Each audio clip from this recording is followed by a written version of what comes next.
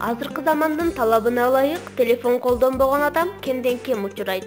А психологдор ошол эле биз колдонуп жаткан телефондон текст жазууда бармактардын колдун аракетине ылайык адамдын мүнөзүн, ой кыялын аныкташкан.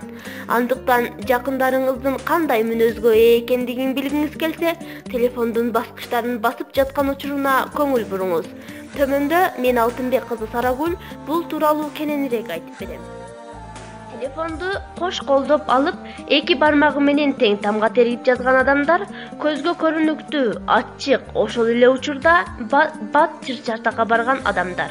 Идеяга бай, энергиясы ашып-ташып, чечим чыгарууда түрдүү вариантта ойлоно алышат. Ойлогон идеясы колдоо таппаса, маанайы түшүп, депрессияга кабылышы мүмкүн. Эгер башка бирөөнүн ою же болбосо кайсы бир эреже көңүлүнө төп келбесе, сеники туура эмес деп көгөрүп тура беришет. Бирок ак көңүл келишет.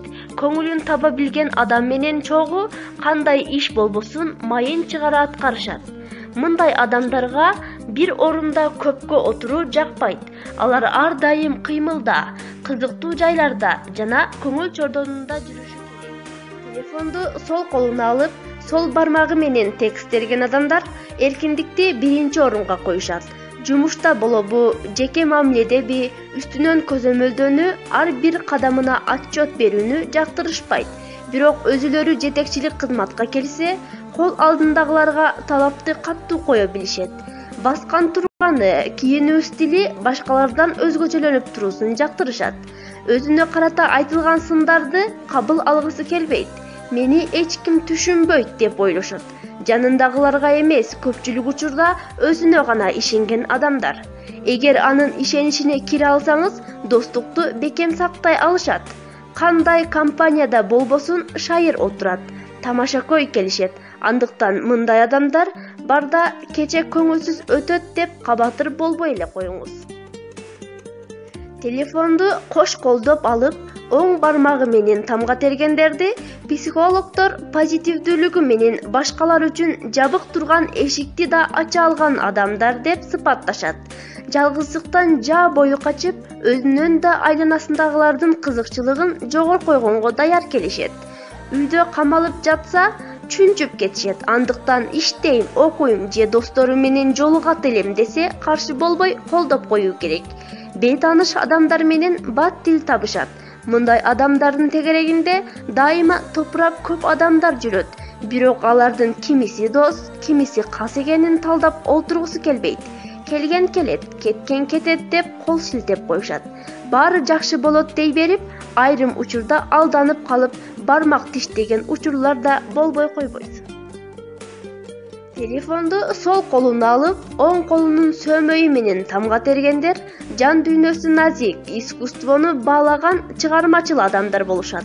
Бейтаныш адамдарга көп ачыла бербейт. Булардын ишеничине кириш үчүн көп убакыт жана далилдер керек. Эгер буларга жакпаган кадам жасап алсаңыз же олуттуу ката кетирип ишеништен чыгып алсаңыз, дароо жакын адамдардын тизмесинен чийилесиз. Көңүлүн ооруткан адамдан кайсы бир күн өч алышы да мүмкүн. Андыктан мындай адамдарды аз сандагы, бирок иргелген чыныгы достор курчап жүрөт. Сезимдерин көп ачыктай беришпейт, бирок болуп жаткан окуяларга чындап кубанып же кайгыра билишет. Телефонду оң колуна кармап, оң бармагы менен тамга терген адамдар табиятынан лидер келишет. Жашоодогу максатын так коюп, ага жетүү үчүн бар күчүн жумшашат. Шашма, кызуу кандуу мүнөзгө ээ, майда чүйдө иштерге, ызы чууга аралашканды жаман көрүшөт. Бирок жакын адамдарынын маселесине баш оту менен киришип, өзү зыян тартып калса да, ошол адамды коргоого аягына чейин аракет кылышат. Иштин майын чыгарып иштеп, кайсы тараптан пайда келерин алдын ала сезе билген көрөгөчтүк жөндөмдүүлүккө ээ. Бул сапатынан улам жетекчиликтен колдоо таап же көпчүлүк учурда өзү жетекчилик кызматта болот. Бирок беттеген максатына жетүүдө бут тоскон адамды тууган же башка экенине карабай тебелеп өтүп кетиши мүмкүн. Сиздерге бул айтылган маалыматтар жаккан болсо, Жылдыз ТВ каналына катталыңыздар, лайк басыңыздар, комментарий жазып калтырсаңыздар болот.